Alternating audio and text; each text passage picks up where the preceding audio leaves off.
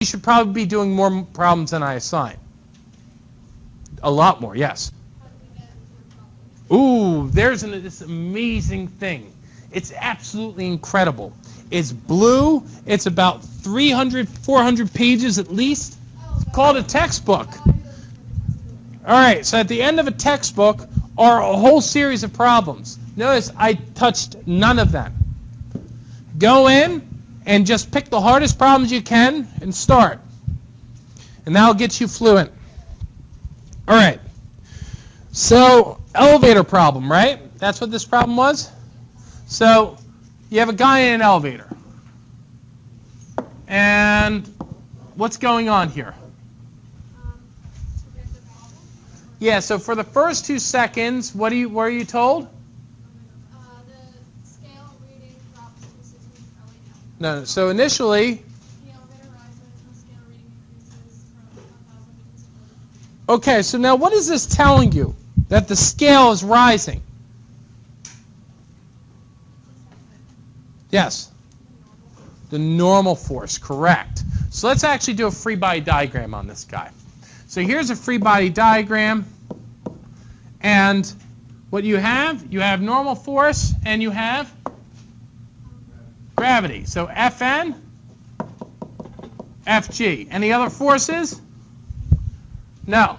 Yes. Woohoo. Who's the body? The person. What does that person feel? Physics is about feelings. What does that person feel? The scale. That's it. Okay. He feels the scale and he feels the earth pulling down on him. So, now, the scale rises from what to what? So what does that mean? That means that when that elevator was at the bottom, ostensibly, right, that he had a reading. What is that reading giving him? His weight. In other words, initially you have Fn minus Fg equals, well, this is always true, right? This is always true in this case. There's no other forces acting on him. So initially, what's the acceleration of the elevator? 0. So this equals 0. So step 1, Fn minus Fg equals 0, which tells you that Fn equals Fg equals mg. What does the reading here say? It's 1,000, right? 1,000 newtons? Right? So you have 1,000 newtons, and what's g? I tell you what g is. Those numbers are too nice for 9.8. G is 10. So you have m times 10 equals 1,000. It tells you. Sure. So you get m is equal to, how much is m? How much? 100. M is 100 kilograms. Nice. So now we go back, and now it starts accelerating, right? Notice m is 100, Fg is 1,000. So we're going to use that. Because what happens in the first 2 seconds? Accelerates, correct? And what happens to Fn? It goes up to what? It goes up to 1,400. So you have 1,400 minus 1,000 is equal to 100A. So you have 1,400 minus 1,000 is 400 equals 100A, and therefore A equals 4 meters per second squared. Then what? Goes at a constant velocity, right? Notice when it's at a constant velocity, what does that scale say? It says 1,000 newtons, right? Or it doesn't tell you it goes at a constant velocity, right? It just tells you that the scale reads 1,000 newtons. Well, the fact that the scale reads 1,000 newtons tells you what? Acceleration 0, therefore constant velocity. So then what happens? All of a sudden he looks down at the scale and he sees himself losing weight. But is he losing weight? No. It's just that Fn goes to how much? 600. So you have 600 minus 1,000, because that weight doesn't change. His FG is always 1,000. And that's equal to 100 times A. And what do you get here? 600 minus 1,000 is negative 400.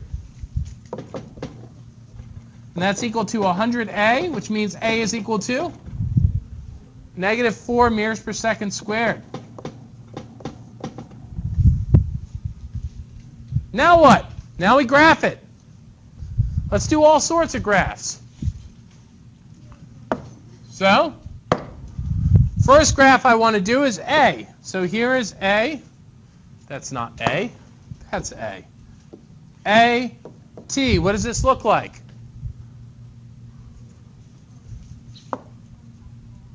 Let's use, I don't know, red. Is that red?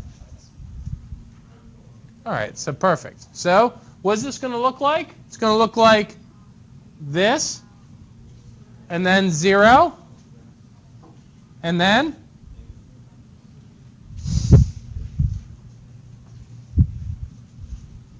we graph A, or then we graph V. And what does V look like?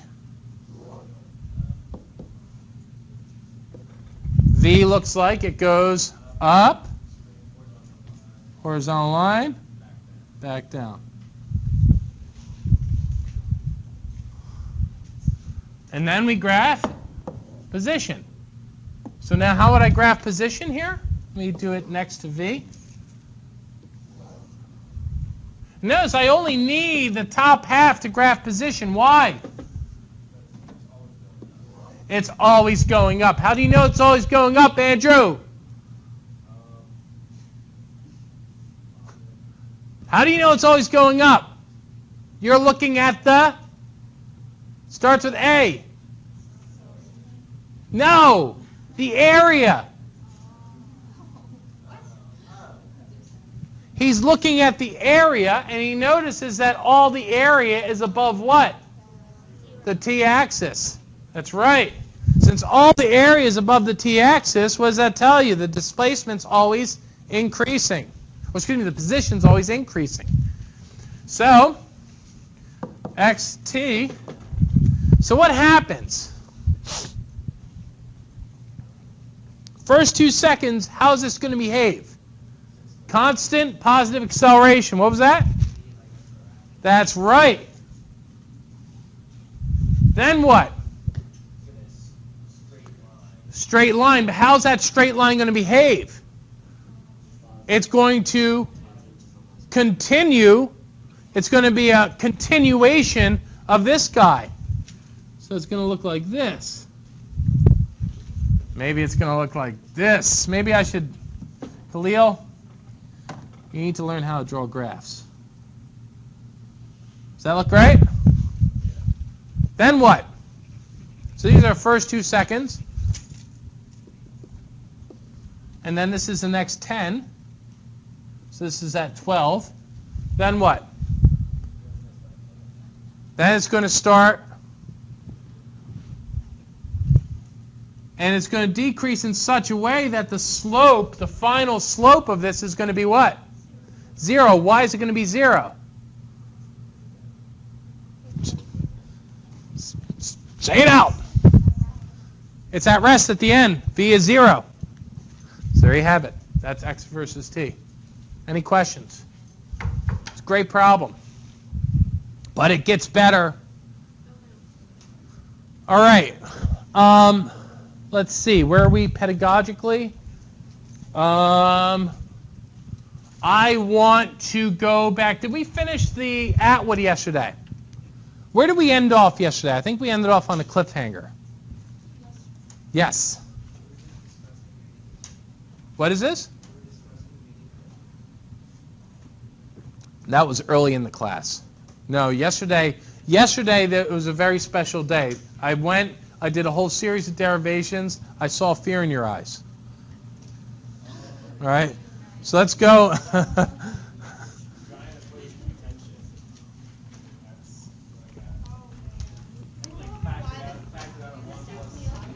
Okay. Yeah, so did we get to that ticker? No. So ticker tape. So, yeah, this is something I've been meaning to do.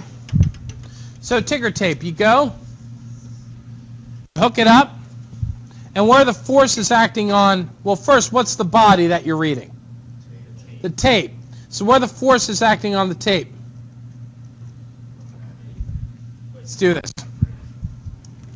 So we're only interested in what points in time. The points in time where the hammer is hitting it.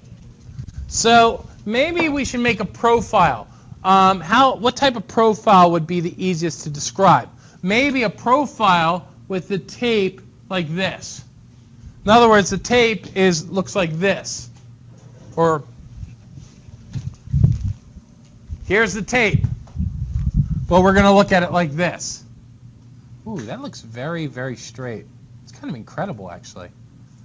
So anyhow, what are the forces acting on this little bit of mass? Gravity, but is gravity a major force on here? Yes or no? The force mostly is tension. But there is a gravitational force acting on this little bit of mass, and that's down. But really, the major force is the force of tension due to what? What was the cause of that tension? The force of gravity on that little metal ball causes tension to go throughout that tape. So call that Ft. And what other forces are acting on it? Yes. So this is the hammer, the force of the hammer. Well, I have the wall here. So this is the wall. Dig, dig, dig, dig, dig, dig. All right. So now, and what else do we have? So I'll call it Fa. This is on the surface, right, that block. So therefore, it's going to apply surface forces. The obvious surface force is one that is perpendicular to it. In other words, normal. Why do you know there has to be a normal force? Because you look at that free body diagram, and where's that tape going to fly? Down and? So it would go this way, right? So you know that there's going to be a normal force. Yes? From the wall. That's right, from this metal block. Because this is ticking this onto the wall. All right? And now what else? What's the other force? The force of kinetic friction, right? Because this thing is slipping, and that's going up. How do you know it's going up, Andrew? That means the relative motion is downward, and friction is going to oppose that relative motion, so it's going to act upward. And there you have it, guys. So now, when I go and actually analyze, the forces, right, this is effectively what force? What is this force? Yes? It's gravity acting on the ball and all the pieces of tape underneath the piece of tape that we're analyzing. So we're only analyzing this bit, and so it's effectively the force of gravity on this whole length of segment. Okay?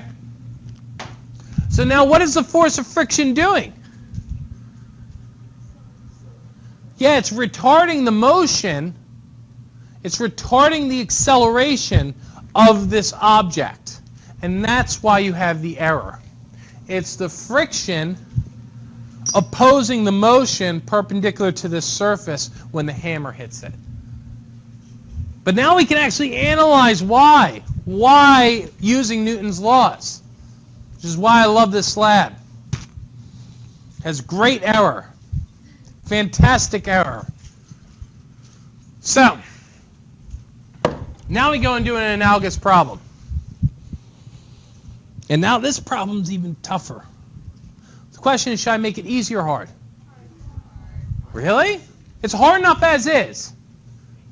Just make it easy. Why not? Come on. All right. I'll make it hard. Come on now. I had to. No, seriously, it's up to you. How about I do both? How about I do the easy one first and then increase the difficulty? So, and guess what this is going to be? Because by now, you already know what type of systems I like. It's going to be an outlet. But it's going to be a special outlet. One that we haven't covered yet. Yes. Okay? And let's make, there's a pulley here too, of course. Of course there's a pulley. Come on. Here's a pulley. And guess what we have here?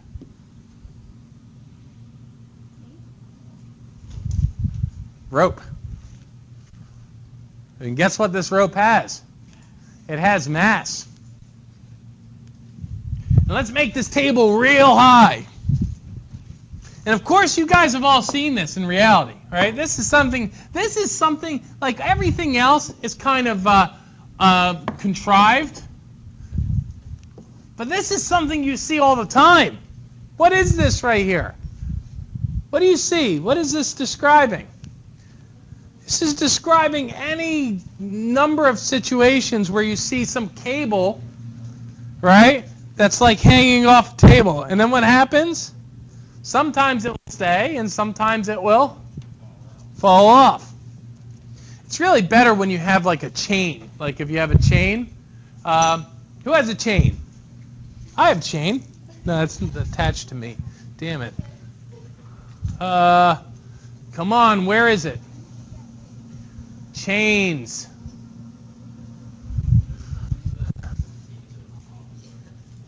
If you know how to get it, bring it.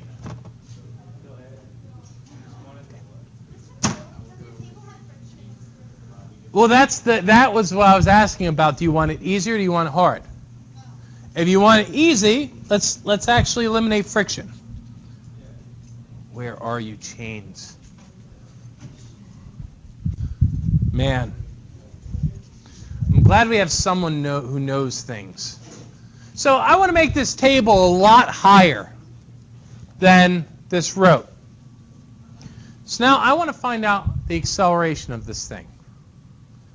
Well, first thing I'm going to ask you is, do you expect the acceleration to be constant, yes or no?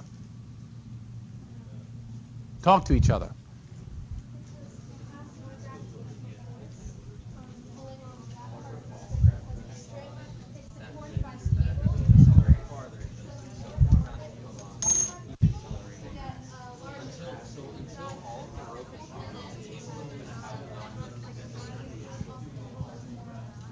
Yeah, you guys are spot on. All right, so you guys are in good shape. You know what you're talking about. It's definitely not going to be uniform. So what do I have to do? I need to go and start describing this. You have to be a little careful. Here, before I do a free body diagram, I want to actually construct a coordinate system. So what coordinate system is going to be the most convenient? Down is positive, and to the right is positive. And so what I can do is maybe I'll look at this. So let me give you some things. This rope, the total mass of the rope is M. Total mass of rope. And I'm going to say this is a uniform rope. What does that mean? It's made of the same material, same thickness throughout. And the rope has length L. It's the length of the rope.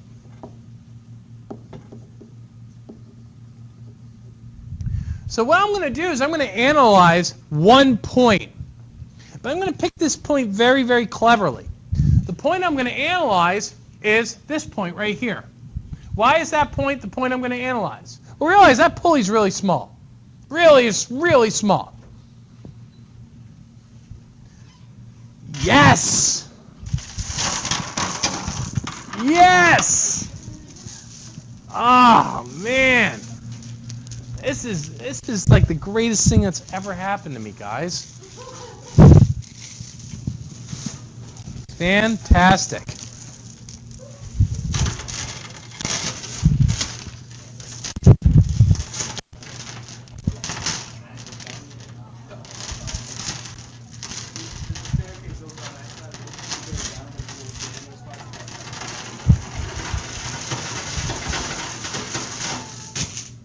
That's awesome. And you know what? I would love to use a photo gate on this. I have no idea how to do this, but let's do this again, just so that everyone sees this. This really is, and notice how little is hanging off. And yet, what is it able to overcome? The static friction, or even the kinetic, like it's able to, able to overcome static friction.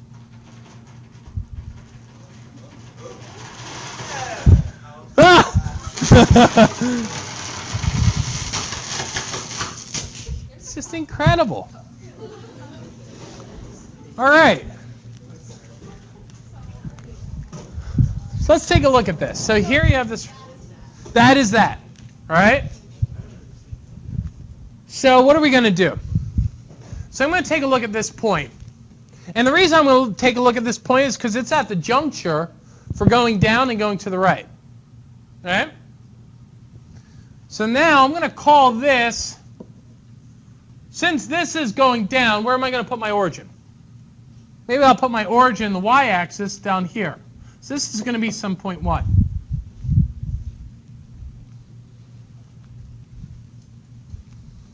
Similarly, since that's to the right, who cares? This is fine. All I really need to know is what y is. So then how much length of the rope is on the table? How much is on the table? Yes. Very good. L minus y is on the table. So I'm going to call this piece M2. And I'm going to call this piece M1. How can I find M1 and M2? Let's see if you guys can talk about it for a second.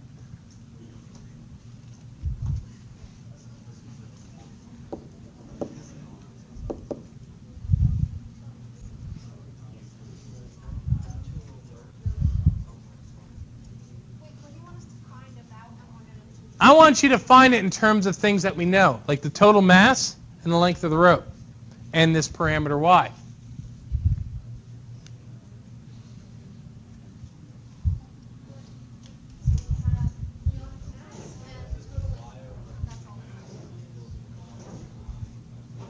Anybody have it? You guys are close, because I can hear all the bells and whistles going off in their brains. What do you have for M1? Okay, so it's M minus M2. Yeah, that's kind of correct. Well, let's actually think about this, right? What's the total length? Yes, Harrison. Very good. Y over L times big M. Oh, wait, we need y? Yes, we need Y. Okay, that's why I'm...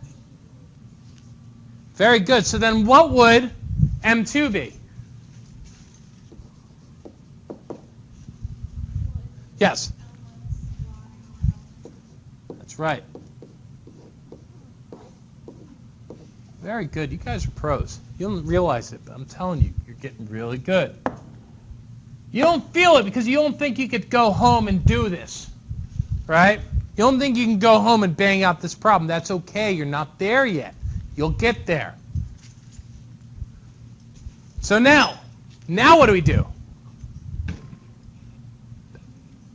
Free body diagram. Which one? What's 1? Let's do M1. Which one? M1. All right. So we take M1. I'll draw it here. This is M1.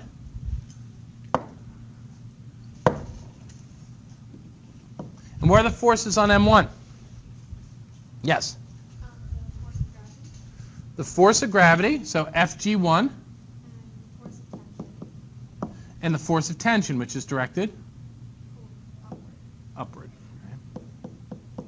Ft1. And notice, force of tension is going to be the same for M1 and M2. Why? Because we're looking at it at a point. In other words, we're only looking at it at this point. Is the force of tension going to be the same throughout the rope? Yes or no?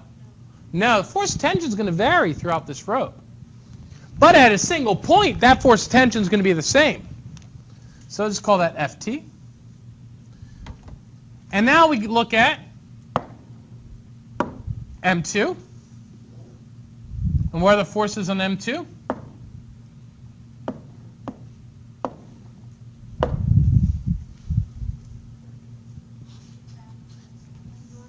And tension. Well, the question is, do you want this hard or easy for right now? Let's make it easy first. Then we'll do a harder, like the harder treatment. So we apply Ft to the right. What else? We have gravity, Fg2. And we have, what else? Normal force, Fn. Any other forces acting on this? Yes. Who wants to repeat? Who wants to repeat what I just said?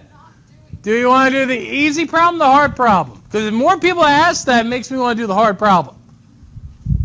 Do you want me to do it? I'll do it.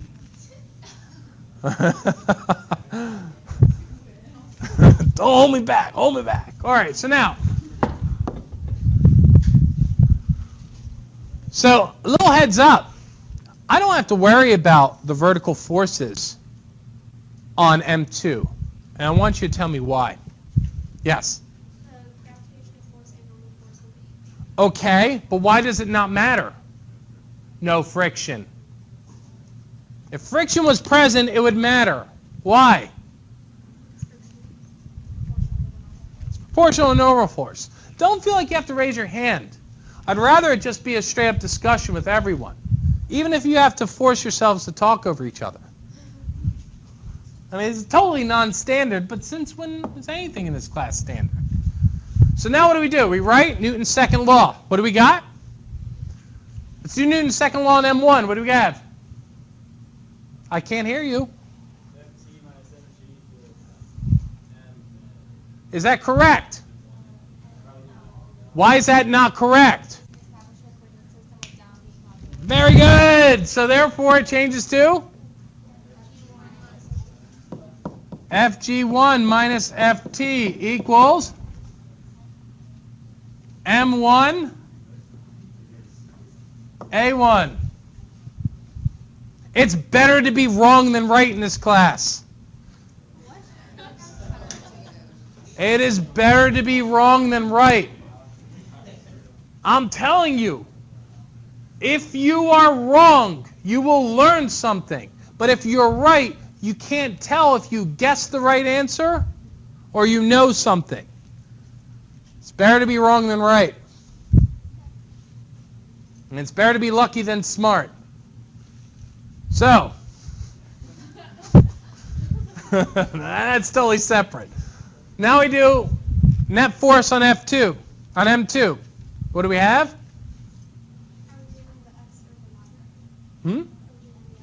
Well, what did I already establish? The y direction is irrelevant for this problem because we don't have to worry about friction. Yes. So what are the forces on M2? Ft. And that's equal to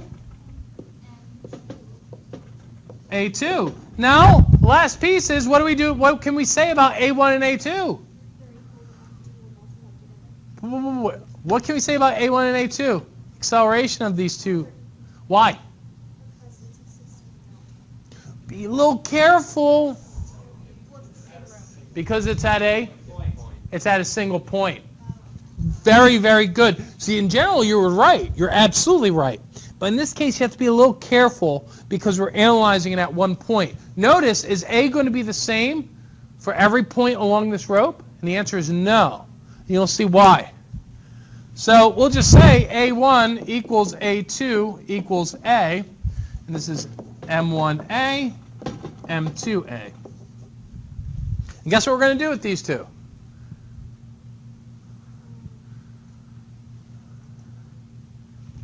Add them is correct. So let's add them. You add them, and what do you get? Notice Fg1 minus Ft plus Ft is Fg1. And what do you get on the right-hand side?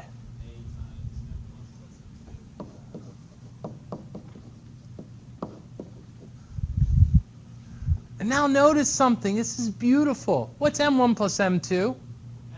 That's right. It's just big M. So here on the left-hand side, what's FG1? Which M? M1G equals big M times A.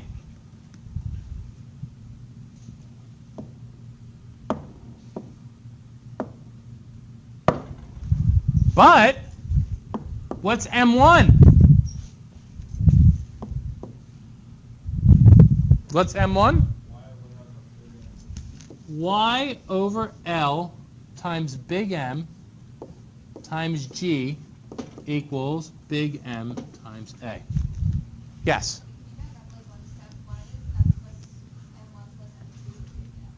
Think about how we actually constructed this thing. What does big M represent? That's right. What is M1 plus M2? All right? I could also have added these two, but if I add these two, what am I going to get? Add these two. Algebraically, what do you get?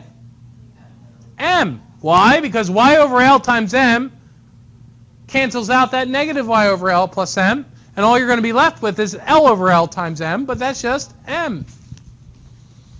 So, last piece is, what's A?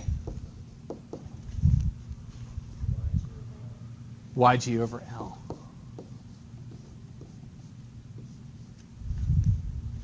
So now we're going to graph it. So, what does this look like? Clearly, what am I going to graph? A versus T? Is that correct? Or A versus Y?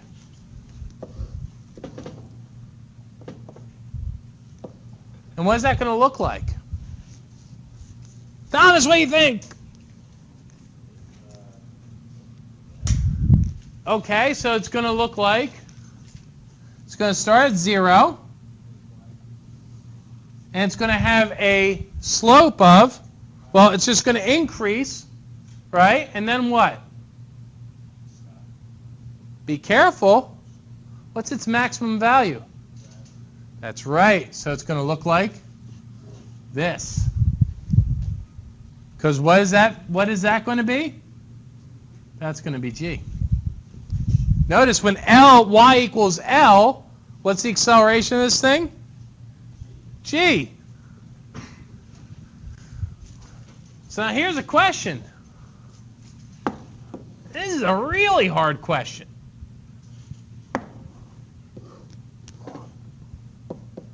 What does this look like?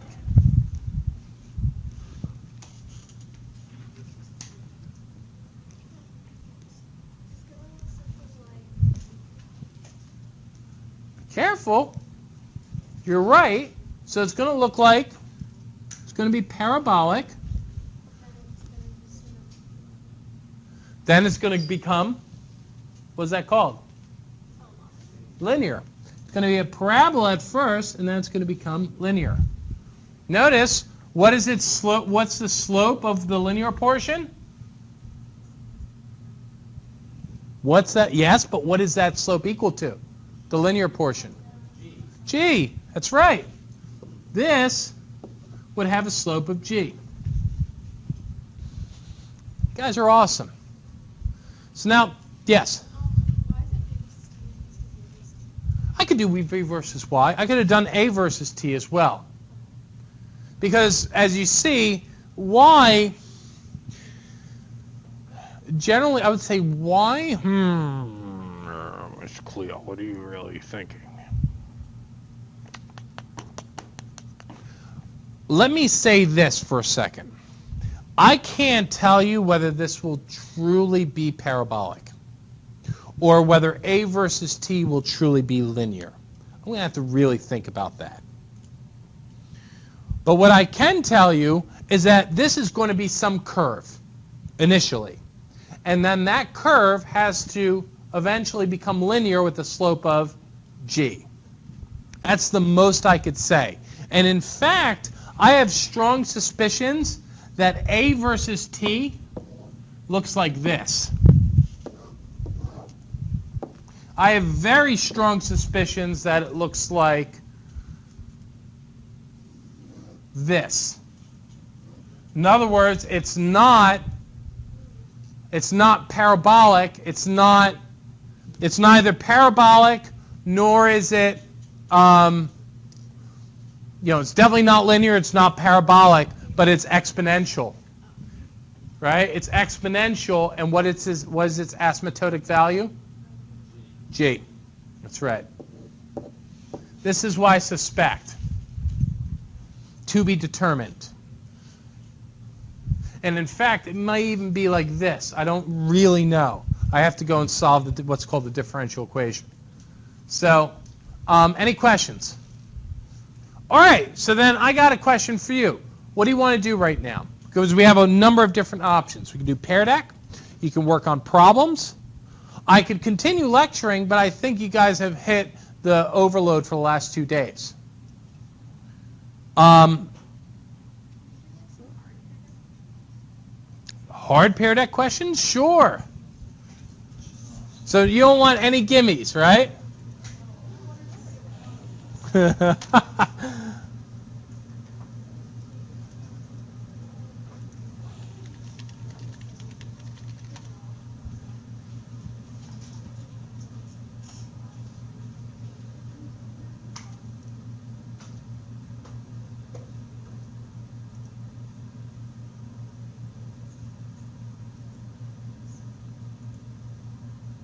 All right, so this is, fantastic. Is this where we left off?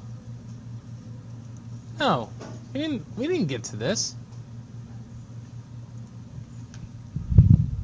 This is a good place to start.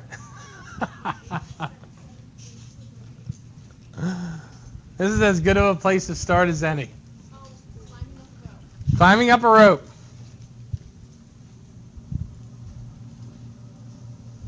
I just opened my email and like 20 emails just popped up. Everybody sent me the free response question.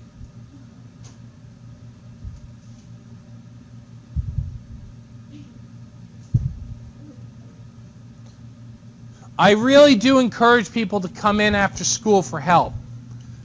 As you can see, when you get to problem solving, things get a little tricky.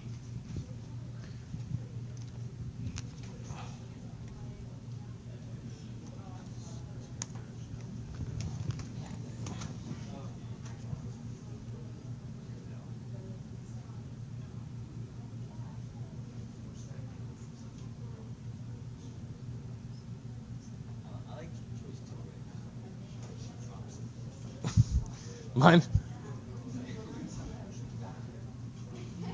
Yeah, but choice 2 is just too good. All right, 30 seconds.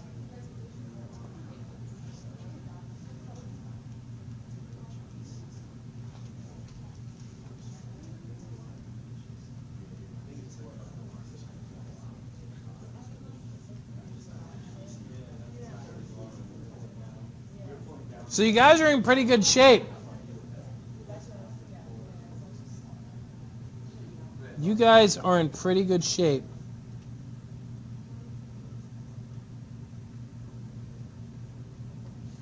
All right. 5, 4, 3, 2, time. The answer is 4 is correct. The rope actually pulls you up. Makes sense. When you push down, you're pushing down on what body? The rope. Therefore, the rope exerts an equal and opposite force on you. So that's pretty easy. Let me.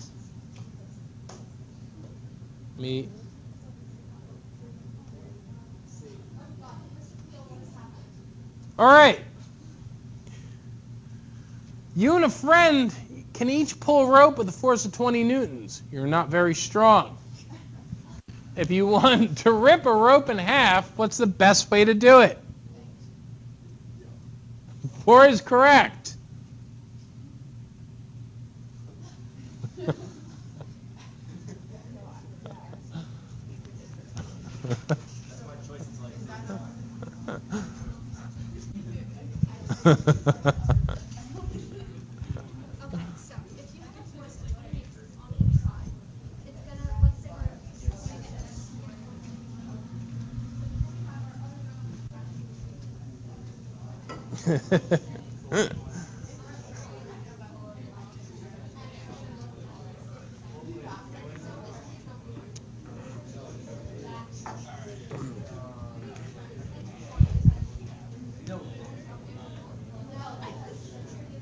"30 seconds."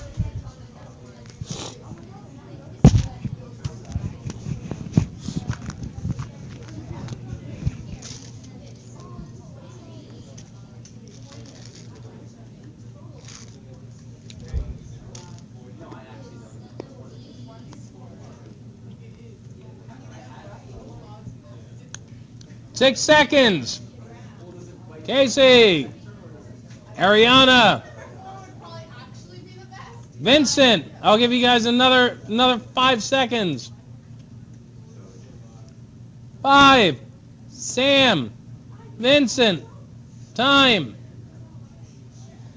All right. So here are your responses. Clear consensus. All right. Who wants to defend their answer? Yes, Manuel. That other problem that you showed us, like two things are pulling down with the same weight. Yes. Force, they're just going to be that force. It's equivalent to just simply pulling with 20 newtons. Correct. So that means it can't be. And 1 and 3. So wait, it can't be 1 and 3. So therefore it must be 2 or 4. Yes, 2 or 4. Yes.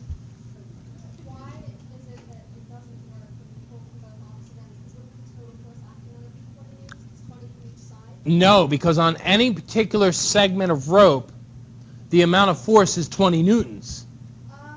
It's physically equivalent to simply just tying that rope to a tree and pulling on it with 20 newtons. The only way that you're actually going to get 40 newtons of force is tying it to a tree and both of you pulling with 20 newtons. When you do a free body diagram on it, now you're putting a force of 40 newtons on it, or double the force. So, all right. Box sits on a pickup truck on a frictionless truck bed. When the truck accelerates forward, the box slides off the back of the truck because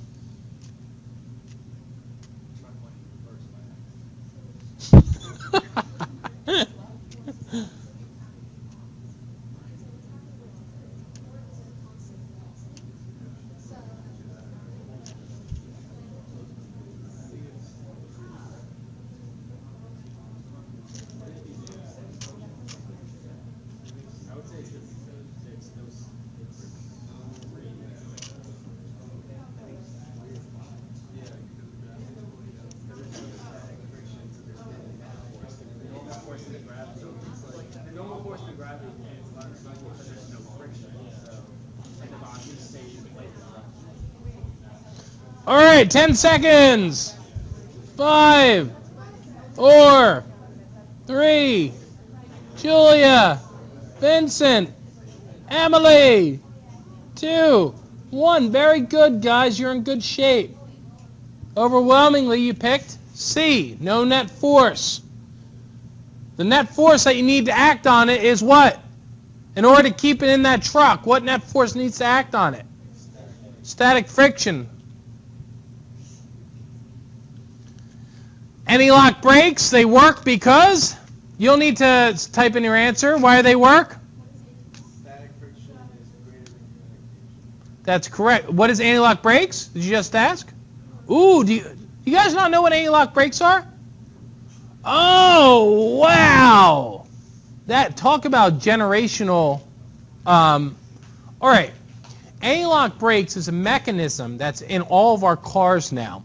And what the mechanism does is when you slam on the brakes, what it doesn't do is it doesn't lock the brakes.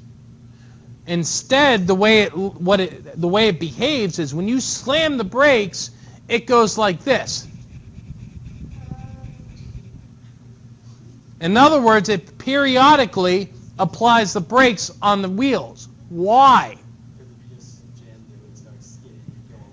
it would start sliding, and since it slides, what's going to happen? It's going to be subjected to what friction? Kinetic friction. And the coefficient of kinetic friction is less than that of static friction. You want your wheels to maintain static contact to the road. And so the way you do that is you prevent it from skidding.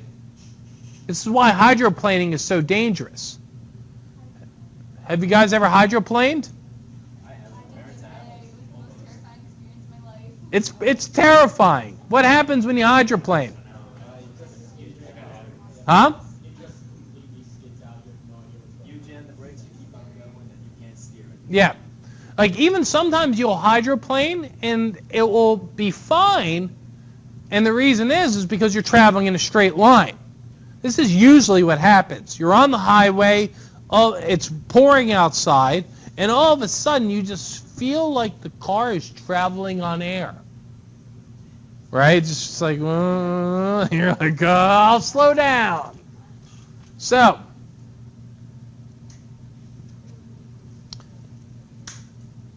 all right, so here's a basic question.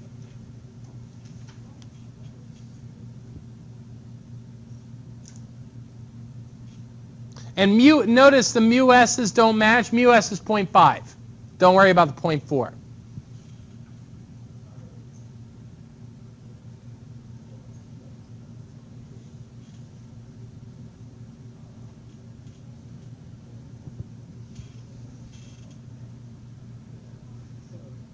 Mu s is 0.5.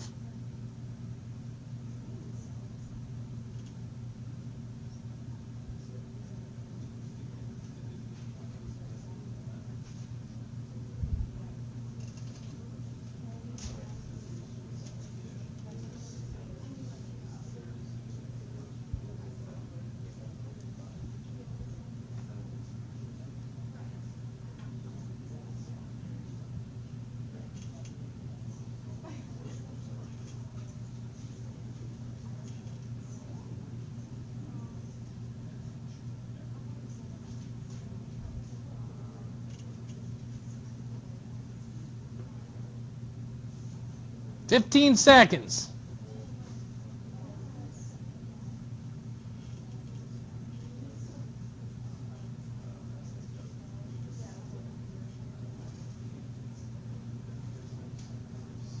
You guys are in good shape. 5, 4, 3, 2, 1. Time. You guys are in very, very good shape. Because let me tell you something. A variation of this question is either going to appear on this exam or the next exam, and it will definitely, I'm willing to bet money that a variation of this question will appear on the AP exam. And the reason is what they want to slip you up with. There's easy bait. What's the bait? There's a force acting on it, and it asks you which way does it move. And guess what it does? It makes you think it moves, but it doesn't move. So, you're in good shape. What happens if the force of tension was 45 newtons? Still not moving. You need 50 newtons at least to move this thing. How do we know how many Mu s times Fn. But Fn in that case is 100. That would be the maximum force of static friction. All right, this is a great question. This is a great systems question. I haven't really dealt with systems yet. I've only started. The last day, I think, of lecture will be on Tuesday for you guys. And I'm going to show you how to do... Please have your attention for a couple of announcements. Do the freshman football game today with Delbarton.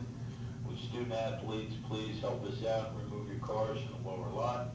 Also, good luck to all our teams playing this weekend.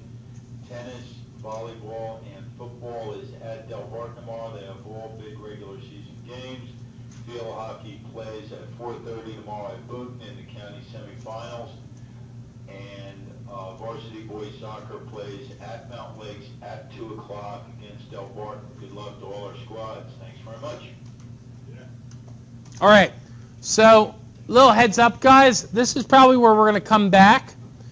I think Tuesday is going to be the last day where I will teach a lesson. And one of the nice things about Tuesday is you're going to learn how to deal with all the Atwoods and be able to solve them in under 15, 20 seconds. And I'll even give you a little hint. You might start seeing this. Here, I'll even give you a hint as to how it will be. Don't worry about this question for now. Take the hanging Atwood. If you take the hanging Atwood, what can you say about this thing? Take a look at these two masses. Which one's greater? This one, right? So what can you say about this? This would be the driving force of the system, right? What would this thing do? What would the force of gravity on this thing do? It would retard the driving force. This is the driving force. This is the retarding force. So, let's call this M1. Let's call this M2. What's the driving force on the system? Force of gravity on 2. What's the retarding force? Force of gravity on 1. That represents the net force acting on the system. So therefore, it's equal to the mass of the system times the acceleration of the system. What's the mass of the system? Times the acceleration of the system. What's FG2? M2G. What's FG1? M1G. So notice, 15 seconds. But you're not allowed to use this on your lab. You got to break out all the forces. And the reason why is because on the AP exam, they may ask questions that involve the individual forces. You can't use the systems approach. Do you want that sheet for classes? Because we were going to throw it out. What? It's like useless to us. Dude, this is the greatest thing I've ever seen. The other thing I want to show you is that one problem reminds me of this one GIF. Yes. Yes. Yes. Oh, it's so good. It's the target truck. Oh no, this thing is awesome, and it's such a good. It's like. Remind me, I might have you guys work on the problem with friction. Doesn't change things much, but it makes the problem more interesting. Later, man. Have a great weekend.